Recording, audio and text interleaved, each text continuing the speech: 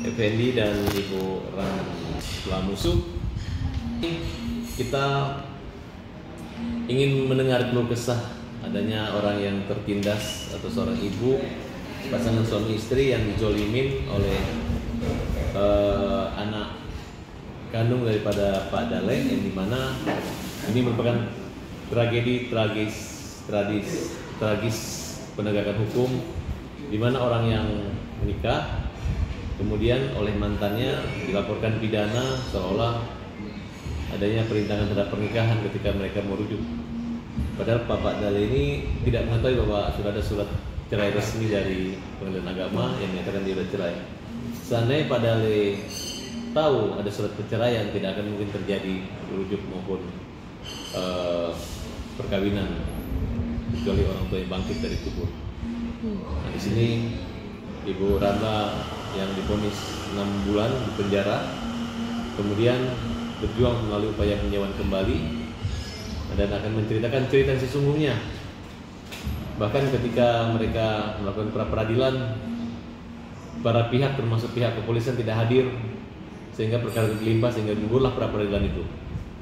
Oleh karena itu upaya seorang anak dan mantan istri yang bisa disampaikan oleh begitu bencinya mereka, begitu jahatnya mereka terhadap Pak Dale, sehingga terjadi pembatalan pernikahan mereka. Padahal mereka menikah setelah adanya perceraian, setelah Bapak Duda dan Ibu Ramla ini janda.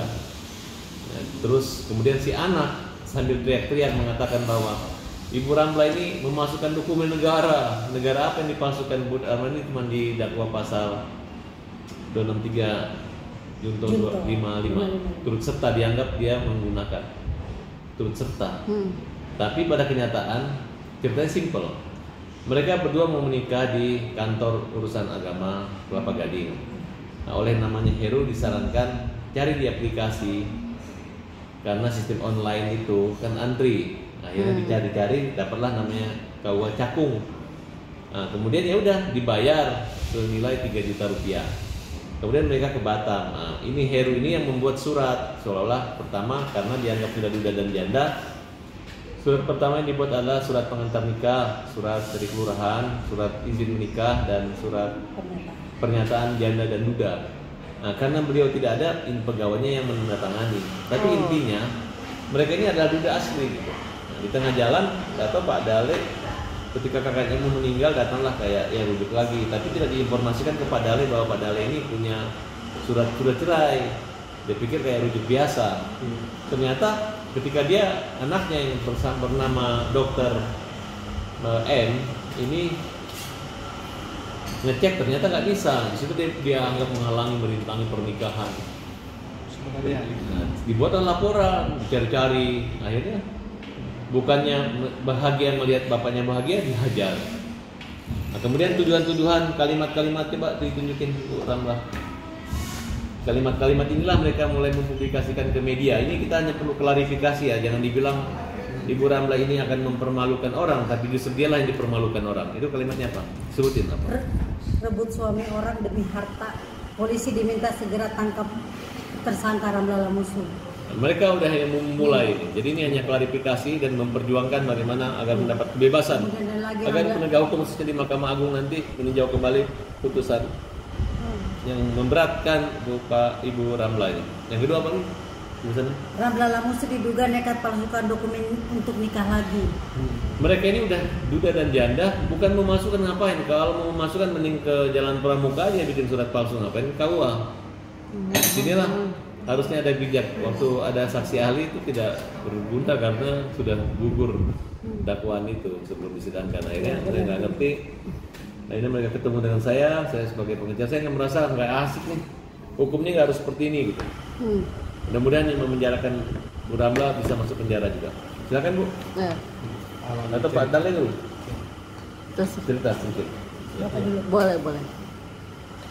Ya, saya cerita menyambung apa yang disampaikan Pak Pakar tadi sebagai pengacara kami, bahwa pada saat kakak saya mau meninggal itu di bulan November. Sebelum meninggal dia sudah pesan sama saya, karena waktu itu tahun 2016 Ya termasuk bantu saya di hotel. Kemudian waktu itu ibu sama anak datang marah-marah di sana karena saya merasa melihat mereka tanpa tiba-tiba datang marah. Ada kata-kata cerai. Gitu. Saya katakan bahwa ya sudah kalau tidak mau saya ceraikan. Nah itu didengar orang. Dari kita Islam kalau kata cerai itu ya harus pilih lagi. Sebelum kakak meninggal disampaikan. Nah saat itulah saya setelah meninggal saya panggillah ini salah satu kiai ya ustadz sama saksi untuk bagaimana membaca doakan kembali atas kata-kata saya itu. Kemudian itu dilaksanakan, tetapi tidak ada kaitannya dengan surat cerai karena perceraian ini diajukan oleh bekas istri saya itu tanpa setahu saya dan saya tidak pernah menghadiri. Putus juga saya nggak tahu bahwa itu sudah ada putusan dari agama sudah cerai. Nah dari situlah. Nah kebetulan setelah Ibu Ramlah saya minta tolong cek kok katanya ada sudah cerai, begitu dilihat bahwa ada sudah cerai kok nggak ada ke saya dari pengadilan agama putusannya. Nah, atas dasar itulah kami melakukan ini untuk nikah secara resmi di pengadilan agama. Di KUA, KUA Kelapa Gading.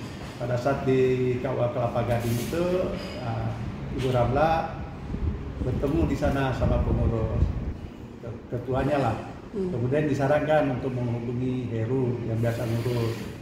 Nah waktu itu Heru menyuruh kami untuk menyiapkan KK, KTP, administrasi lah ya. Administrasi. Nah kami sudah siapkan. Terus setelah itu kami pergi ke Batam. Karena kami anggap sudah cukup pernyataan kami sudah duda, sudah dikasih juga sudah ada. Nah itu dibawa, diambil mereka kami ke Batam, terus diproses ini. Nah tahu-tahu kemudian ini anak ingin kembali lagi sama bapaknya, ini merujukkan tanpa setahu saya.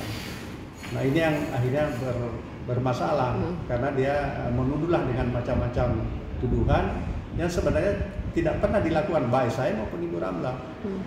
Nah ini Ibu Ramla bisa menceritakan dari awal. Ungkapkan aja, Pak.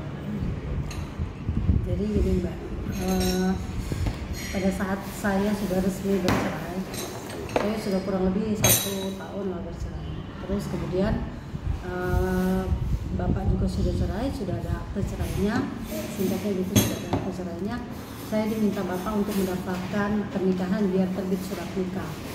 Nah kemudian kan saya ke KUA, saya minta tolong bagaimana Pak. Pertama saya konsultasi dulu, saya ingin mendaftarkan pernikahan saya karena saya sudah menikah secara agama waktu itu.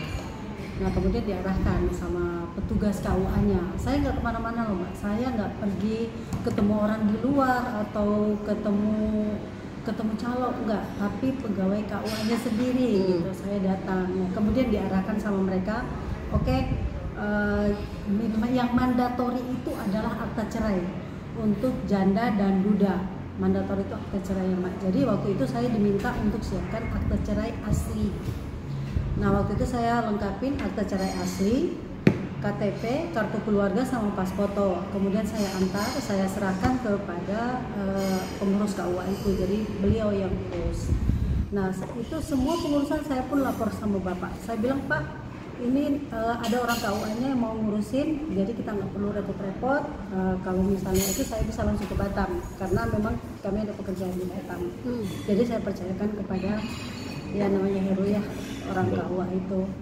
Nah singkat cerita mereka proses, saya tidak pernah perintahkan sama mereka udah palsukan aja, nggak ada. Kalaupun mereka ada butuh dokumen selain yang mereka minta pertama tadi, pasti akan saya penuhi. Tapi ini mereka nggak pernah minta. Nah ada sekali saya pernah tanya sama pengurus KUA, saya pernah tanya, Pak ini butuh pengantar RT RW apa tidak? Saya bilang itu sebab bayi lagi di Batam. Dia jawab, nggak perlu Bu, kita langsung ke kelurahan aja. Itu sebenarnya itu salah satu bukti bahwa saya pengennya urusnya yang benar, bukan suruh yang nggak ada yang salah-salah, nggak mau saya. Nah tiba-tiba ya sudah terbitlah itu surat nikah itu nggak palsu, nggak ada yang palsu di situ, itu benar surat nikahnya asli, diterbitkan sama KUA. Nah, ketika saya masih ada kerja di Batam, ini orang KUA-nya telepon, mereka ketakutan. Jadi ketakutan ke KUA Kelapa Gading, KUA Cakung. KUA Cakung di situ didatangin sama anggota DPRD. Oh. Saat itu saya nggak tahu, tapi terakhirnya itu saya tahu bahwa itu anak mantunya bapak, yang anggota DPRD, Dian Pratama. Di situ kepala KUA-nya, admin semuanya, mereka bertubi-tubi telepon saya. Padahal saya lagi di Batam. Pada saat itu memang kami nggak bisa buru-buru pulang ke Jakarta karena lagi di pekerjaan. Terus kedua, waktu itu harus ada rapid test. Oh. Rapid test ya, yang bukan antigen ya, rapid test. Jadi agak lama ya. Jadi kita nggak bisa buru-buru harus pergi pulang. Saya bilang sama kepala KUA-nya, ya sabar Pak, saya pasti datang. Ini ada masalahnya di mana gitu. Saya pengen tahu ada masalah apa. Nah, oke. Waktu itu saya baru bisa pulang awal Oktober saya langsung datang menghadap sama kepala KUA, dan itu kali pertama saya datang ke KUA Cakung. Saya nggak pernah datang ke KUA Cakung. Itu saya datang, Pak ada apa? Ini Bu, ini katanya dengan alasannya mereka bahwa saya harus akad lagi, gitu. Saya bilang saya ini sudah usia ya, sudah tua gitu Bapak, nggak mungkin lah saya mau terus-terusan akad. Saya memang dari awal hanya mau mendaftarkan seperti orang-orang sudah nikah agama kemudian daftarkan gitu kan. Ya udah dia bilang ini kami batalkan dulu Bu. Ternyata saya lihat di berita acara sebelum saya datang kembalikan buku nikah itu tanggal 16 Agustus mereka sudah bikin berita acara pembatalan. Tanpa sepengetahuan Bu Ramla? Ya, tanpa setahu saya. Oke. Walaupun bukunya itu saya kembalikan sudah bulan Oktober, karena memang saya lama di Batam kan, dan buku itu nggak saya kemana-manain, ada saya simpan. Nah, jadi intinya surat nikah itu berarti tidak pernah ada kalau dari KUA itu kan, jadi sudah dibatalkan. Nah, kemudian berita acara pembatalan bulan Agustus, tanggal 16 Agustus, awal Oktober fisiknya buku nikah itu udah saya kembalikan. Nah, mungkin di perjalanannya itu tidak ada bapak, tidak ada mungkin tidak rujuk kembali dengan mantan istrinya atau gimana, saya nggak tahu. Akhirnya Januari saya dilaporkan itu katanya pemalsuan surat nikah. Itu Januari. Nah, di situ banyak konflik ya antara bapak dengan mantan istrinya sama anaknya di situ. Saya pun sebenarnya nggak mau ikut campur ya masalah bapak, saya nggak mau ikut campur sama sekali. Dia bilang Pak tolong diselesaikan masalah bapak gitu. Saya nggak mau diseret-seret gitu. Waktu itu pun bapak pernah melaporkan mantan istrinya juga di Polres Jakarta Pusat. Jadi sama-sama kita bergening. Jadi mereka ada kesalahan juga, bapak melaporkan, sama-sama terlapor. Jadi mereka ada laporkan saya, bapak juga melaporkan mereka. Nah, tapi untuk pengambilan uang perusahaan sebesar 4 miliar waktu itu. Nah, waktu itu sudah diproses, mantan istrinya bapak ini Bu Arlin mau dipanggil polisi sudah beberapa kali. Mungkin gimana caranya mereka pengaruhi bapak agar supaya laporan itu dicabut. Jadi subhanallah ya, mungkin bapak masih ada niat baik. Waktu itu bapak datang dari Batam langsung ke Polres Jakarta Pusat. Hari Senin bapak cabut laporannya. Itu sebenarnya gini, kata penyidik saya, kalau misalnya itu dicabut, kalau bisa yang laporan saya juga dicabut. Ternyata tidak. Senin bapak cabut laporannya, Selasa saya langsung mereka gelar perkara dan saya ditetapkan sebagai tersangka. Dan itu hari itu juga saya langsung diberitakan di media online itu. Pokoknya banyak nanti Mbak bisa buka di situ. Ya udah. Kemudian itu berproses. Saya bukan orang jahat, saya tidak pernah buat kejahatan, jadi saya tidak mengerti hukum. Saya dengan bapak, ya udah kita bekerja aja Pak, ini gimana? Ya udah kita nggak salah kok, gitu kan. Jadi kita santai aja waktu itu menghadapi gitu. Akhirnya saya sudah dijadiin tersangka. Nah, pada saat jadi tersangka itulah saya baru pakai pengacara. Jadi selama penyidikan saya tidak pakai pengacara, karena memang waktu itu memang bapak dapat masukan juga dari penyidiknya nggak usah pakai pengacara. gitu. Nanti pada saat saya Ini jadi bisa ditolak, Pak. nanti saya udah jadi tersangka, baru saya tunjuk pengacara itu untuk pra peradilan. Nah, pra peradilan itu panggilan pertama polisinya nggak datang, panggilan kedua polisinya pun nggak datang, gitu. Itu jangka waktu seminggu ya. Nah, panggilan ketiga harusnya udah ketiga. Tadinya itu sebenarnya sama hakimnya panggilan kedua udah cukup, gitu. Tapi saya nggak tahu kenapa dia minta lagi panggilan ketiga. Jadi pada saat panggilan ketiga itu kejar-kejaran. Jadi besoknya mau sidang, hari ini saya P21. P21 saya hari itu pun langsung ditahan. Dan itu nggak ada jeda sama sekali. Saya dari Batam langsung datang, langsung dibawa ke kejaksaan. Besoknya dokumen saya, berkas saya langsung dilimpahkan ke pengadilan.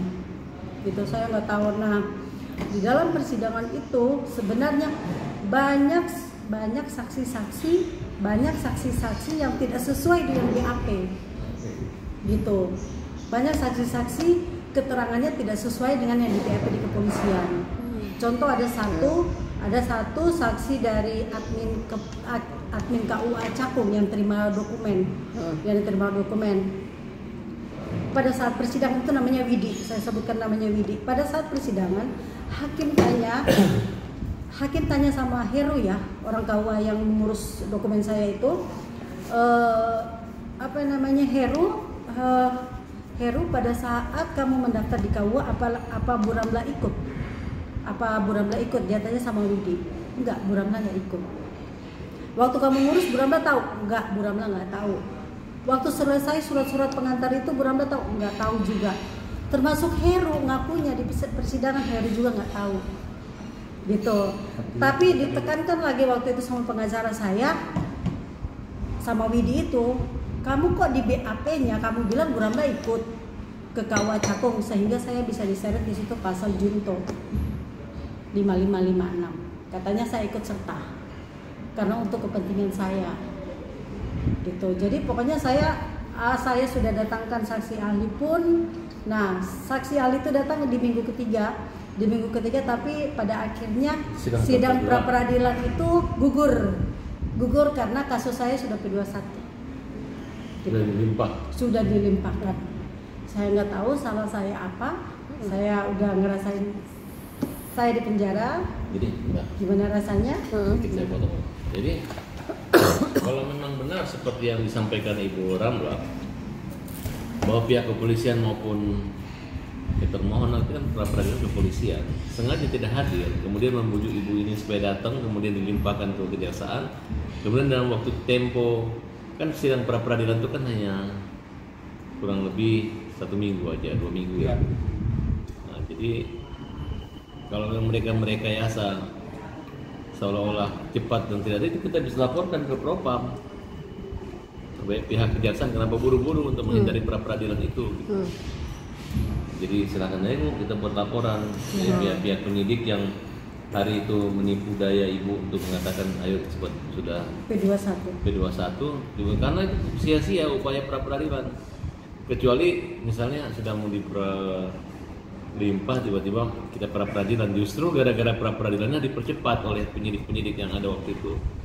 Nah, saya menyarankan untuk dilaporkan aja penyidiknya atau polisinya yang sengaja merayu untuk cepat, karena upaya ibu udah berjuang kan simpel. Kalau pra peradilan itu paling lama 1 minggu, taruhlah 12 hari lah atau 14 hari.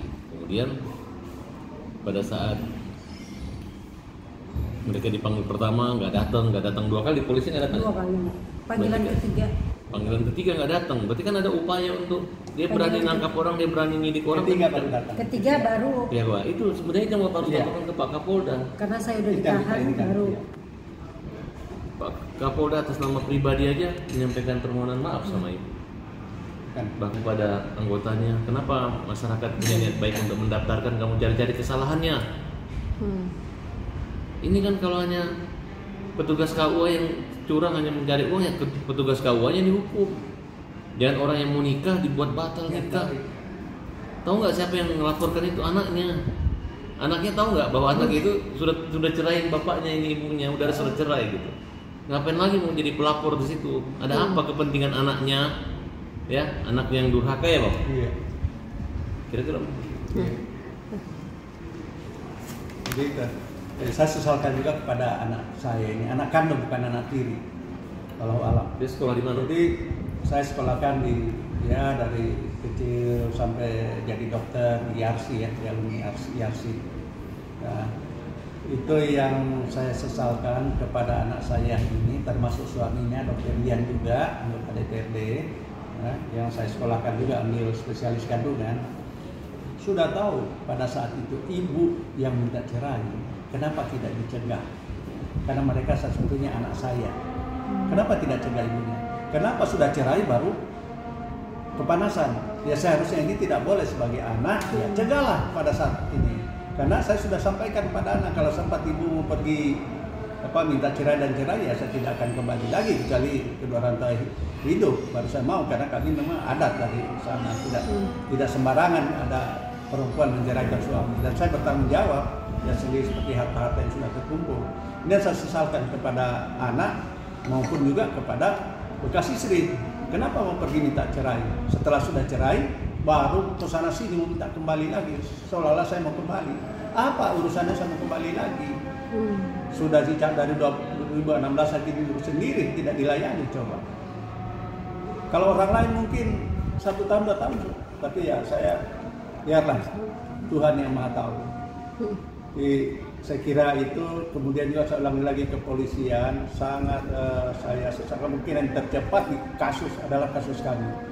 Kami lagi masih kerja di Batam, sore itu juga dipaksa harus berangkat ke Jakarta dengan katanya baik-baik pula, nanti jaksa kita ini kan kita atur di lagi pra-peradilan. Ya.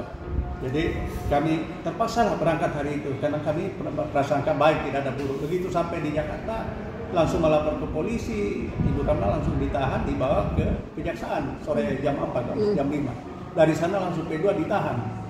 Begitu saya belum sampai, saya langsung balik ke sini, kejar ke polisi dan sudah kejaksaan. Saya ke kejaksaan, jaksanya bilang sudah dilemparkan ke pengadilan.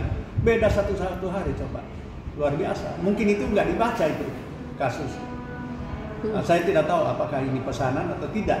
Tapi kemarin, mohon maaf, jaksanya sendiri ada saksi, dia bilang, padahal mohon maaf, saya ini kan bawahan, ada atasan. Nah ini yang saya sesalkan. Kalau begini ya buat apa kalau begitu? Sebagai seorang jaksa, itu saya kira. Jadi Mbak, dalam persidangan saya itu saya sudah datangkan 2 saksi ahli, termasuk Jamin Ginting itu. Di kesaksian dia bahwa perkara pidana yang dilaporkan ini tidak ada gitu. Karena surat nikah itu dibatalkan sama KUA, mungkin karena KUA-nya merasa salah atau apa ya. Terus ada satu lagi itu pendapat bahwa ini adalah bukan pidana tapi maladministrasi gitu, maladministrasi. Saya buat apa saya palsu-palsuin gitu. Termasuk surat pernyataan saya pun bukan saya yang tanda tangan gitu. Buat apa saya palsukan juga gitu. Tanda tangan saya. Jadi ya mudah-mudahan Mbak, ini kami lagi ada upaya PK sama Bang Farhat. Mudah-mudahan nanti hakim bisa menilai Bang ya. Oke. Jadi intinya Bapak ini udah mencabut laporan pidana. Kemudian tapi kita lanjutkan sekarang. Kemudian melanjutkan laporan terhadap anak mantunya yang memerintahkan dinas sosial untuk ya mereka semua itu yang menyatakan Bapak ini ODGJ ya gangguan itu ODGJ ya. Kemudian kita akan telusuri lagi kenapa waktu pra peradilan itu buru-buru dibujuk ibu ini, kemudian 1 hari sampai kejaksaan, 1 hari udah di pengadilan dilimpah. Biasa kan ada waktu 14 hari pelimpahannya, kenapa nggak dibiarkan aja pra peradilan digelar? Sini tragis, kita minta untuk diusut gitu kan. Siapa anggota-anggota DPR RI yang terlibat di sini? Saya dengar ada orang dekatnya salah satu anggota DPR RI, kita nggak sebut namanya, yang digunakan untuk nakut-nakutin pihak kepolisian untuk mempercepat kasus ini dalam pengawalan gitu. Termasuk Nanti kita akan lihat karena Ini cuma ibu rumah tangga kok dengan dokter biasa. Yang Pak Dales kecewa adalah selama ini mertua atau besannya dia tuh orang nggak mampu gitu. Kemudian meninggal pun di rumah. Coba Pak jelasin tuh Pak. Iya. Dia tidak bisa mendamaikan Pak Iya. dengan anaknya gitu. Nah, muncullah akibat itu anak dan mantu durhaka ya Om. Jadi ya lisan saya ini bapak dan ibunya dari dokter Dian ini, anak mantu saya itu semua meninggalnya kan di rumah. Bapak juga waktu sakit tinggal di rumah berbulan-bulan. Saya anggap sudah ya sama juga orang tuanya Dian, saya juga orang tuanya. Tapi kenapa setelah meninggal satunya kakak dia sudah lupa semua itu, bahkan untuk pergi sama-sama ke Sulawesi Tenggara itu sudah saya ini dengan pesawat, dia bilang tidak sempat pergi, alasannya sedang ada sibuk, ada mau meeting dengan Partai Gerindra. Ini yang saya sesalkan. Jadi lebih penting partai daripada keluarga. Kira ini. Mudah-mudahan petinggi Gerindra ini dengar sifat yang Pratama ini, anggotanya. Bahwa yang dipakai ke sana itu uang saya yang perusahaan. Kayak itu. Oke. Tapi itu rumah jelas, itu rumah Om punya Om semua Pak duitnya. Artinya bahkan Om dikira cuma tukang itu ya, tukang cuci mobil kan gitu.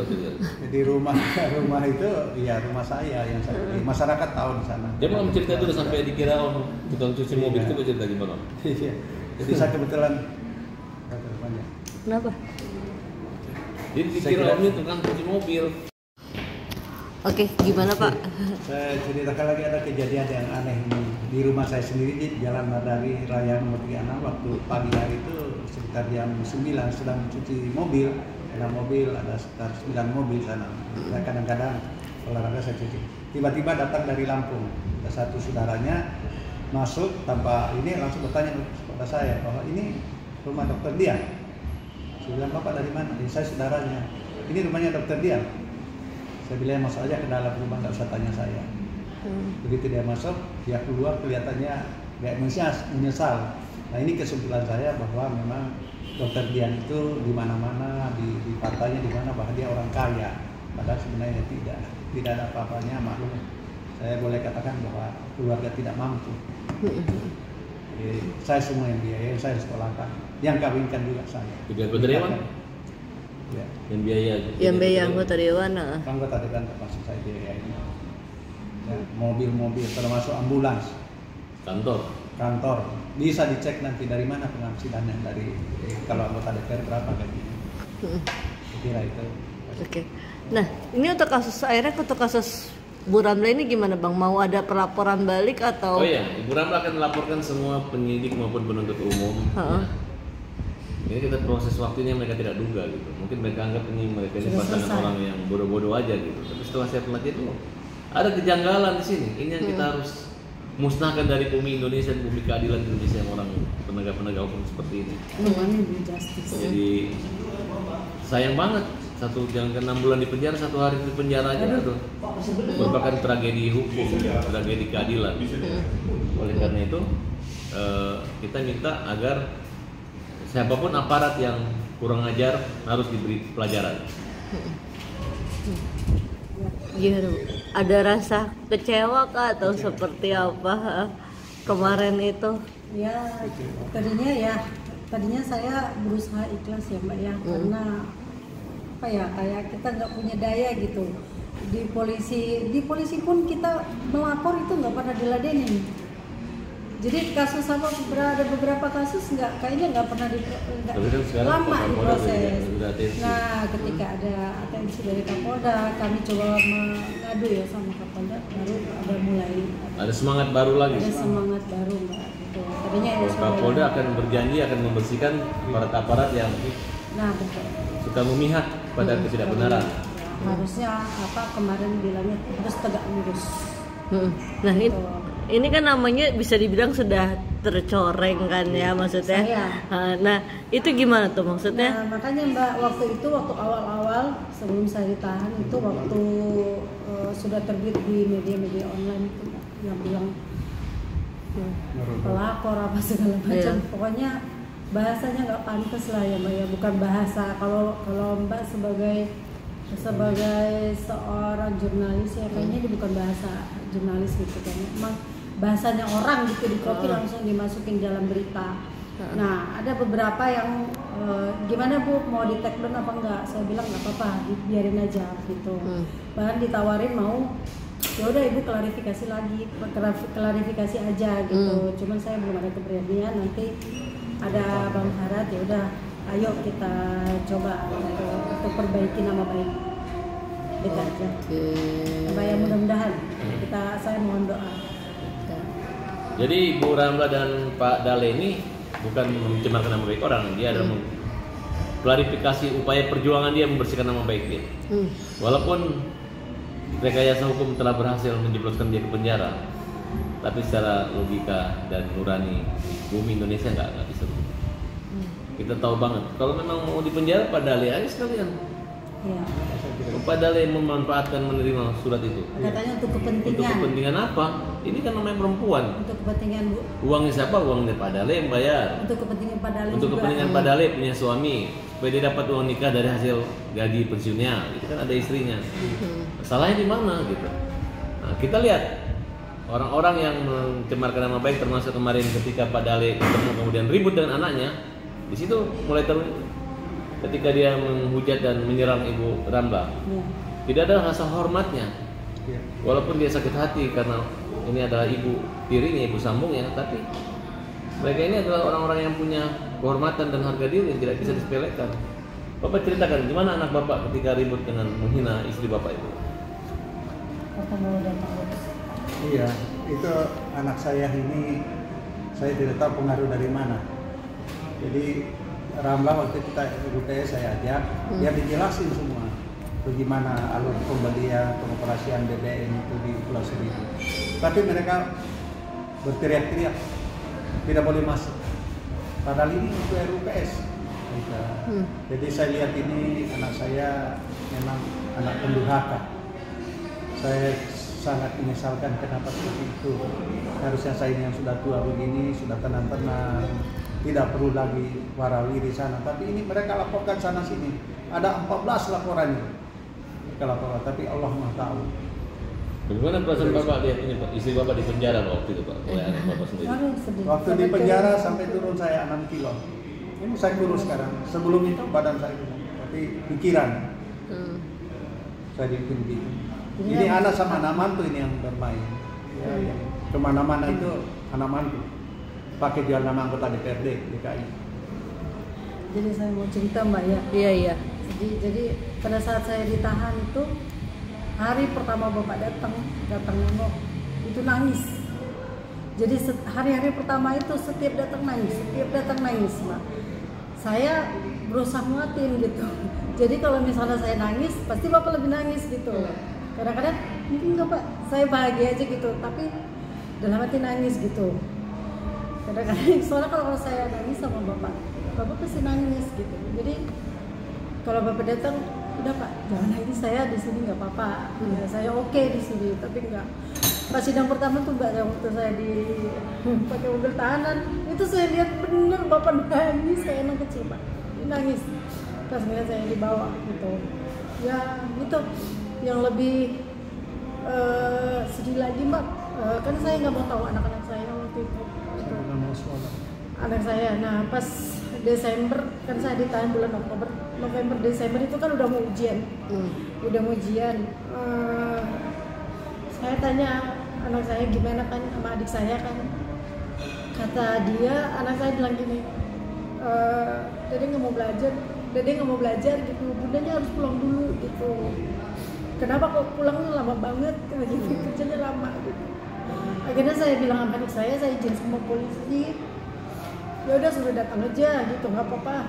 Datang, anak saya datang di situ, saya coba, saya minta izin sama polisi. Saya mau belajar di situ, saya mau belajar.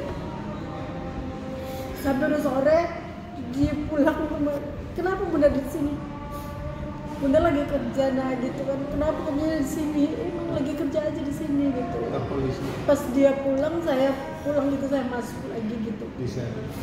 Dia langsung turun lagi Mbak dari lift, dia turun dari lift, dia peluk saya waktu itu. Nah itu yang sakitnya Mbak. Itu nggak bisa, kayaknya nggak bisa dibayar dengan apapun. kayak gitu. Tapi ya udah, akhirnya anak-anak saya ngerti, saya coba jelasin, bapak juga bantu ngejelasin gitu bahwa ibunya bukan orang jahat gitu kan, dijahatin orang. ibunya dijolimin orang gitu. Nah di situ anak-anak saya mulai ngerti gitu. Jadi ya udah, saya juga agak plong. Jadi anak-anak saya datang, ya udah saya enjoy waktu itu. Coba ya itu aja beratnya Mbak. Bapak sampai turun juga dan ini, tapi ya udah saya ya ini udah takdir Allah, gitu saya berjalan. Berarti saat itu masih pengantin baru kan ya, berarti ya bisa dibilang Gitu ya Mbak. Tapi ya waktu itu kan surat nikahnya dibatalin juga sama kawannya. Jadi suratnya udah tidak berlaku lagi. Dari Oh iya waktu iya administrasi. Iya. Malah administrasi. Jadi waktu itu Harusnya ibunya nggak perlu dipenjara. Itu terjadi. Saksi ahli bilang itu harusnya malah administrasi gitu. Kan dari Waktu kawannya. ketemu Pak Kapolda gimana? Ceritakan dulu bagaimana tanggapan beliau memandang. Jadi waktu itu diundang sama Kapolda, Pak Kapolda mau Karyoto. Pak Irjen Karyoto. Terima kasih Pak. Gitu ada perhatian untuk saya waktu itu. Saya ditanya kenapa bisa dipenjara, salahnya apa gitu kan. Yang nanya siapa? Pak Karyoto waktu itu. Coba minta tolong panggil penyidiknya datang. Jadi waktu itu penyidiknya datang berdua. Bapak ini mau tahu kenapa kamu dipenjara gitu, apa salahnya gitu. Ya udah, saya cerita, ditanya langsung ke penyidiknya. Kenapa ibu ini bisa masuk penjara? Katanya ada dipalsukan. Mana yang palsu? Surat palsu itu, ini saya orang awam hukum ya, tapi waktu itu saya tahu surat yang palsu itu kalau ada aslinya, misalnya ijazah, ijazah atau sertifikat, nah, itu ada aslinya, ini ada palsunya gitu. Kalau misalnya surat ini berarti, kalau surat kayak surat pernyataan, surat apa itu isinya yang palsu. Tapi kan dalam surat itu tidak ada yang isinya palsu. Kayak pemalsuan identitas, misalnya bapak masih status menikah tapi di situ bilang udah itu palsu. Terus kemudian tanda tangan pun, kalau tanda tangan Pak Kapolda sendiri bilang semua, saya pun biasa kalau itu untuk kebaikan nggak apa-apa gitu, untuk kebaikan ya, seperti sama saya juga di perusahaan begitu Mbak. Kalau gimana biar cepat ya udah nggak apa-apa, selagi itu untuk kebaikan gitu. Jadi terus, gitu Mbak. Gimana? Terus kemana kelanjutannya Pak Kapolda ngomong? Coba ditelusuri ya, penyidiknya waktu itu Bapak coba bilang harusnya dipelajari pasalnya seperti apa gitu, pemalsuan jangan baca pasal itu separuh-separuh katanya gitu. Kalau misalnya kalian salah membaca pasal itu jadinya jolim sama orang. Waktu itu Pak Kapolda ngomong gitu. Jadi Pak Kapolda minta mohon coba diusut kembali salahnya di mana. Jadi kita berlaporan supaya jelas kan. Oke. Berarti mau laporan nih Bang Edi. Iya. Oke. Jadi apa yang sudah disampaikan tadi, istri saya sampai menangis, ya itulah perasaan hati dia yang selama ini dia tutupin saja. Dan saya berterima kasih banyak kepada Bapak Kapolda, Bapak Karyoto atas atensinya sehingga masalah ini bisa berharap bisa mengembalikan nama baik Ibu Ramla. Dan saya tahu beliau itu sangat disiplin sejak tugas dulu Kapolres di Barelang dan di sana dikenal sangat disiplin, tegas. Dan alhamdulillah kami waktu ketemu beliau sangat memberi perhatian, bahkan penyidiknya langsung dipanggil ke ruang beliau dan ditanya langsung, ya, jawabnya penyidik hanya mengaku salah. Nah, itulah, ya, mengaku salah kepada Jenderal. Sekali lagi saya minta terima kasih Bapak Kapolda Pak Karyoto atas perhatiannya melihat kasus kami yang penuh rekayasa. Terima kasih. Ya, terima kasih buat Pak Kapolda Metro Jaya, Pak Irjen Karyoto, karena semangat beliau lah gitu ya, sudah mengklarifikasi gitu, sampai penyidiknya pun minta maaf sama itu.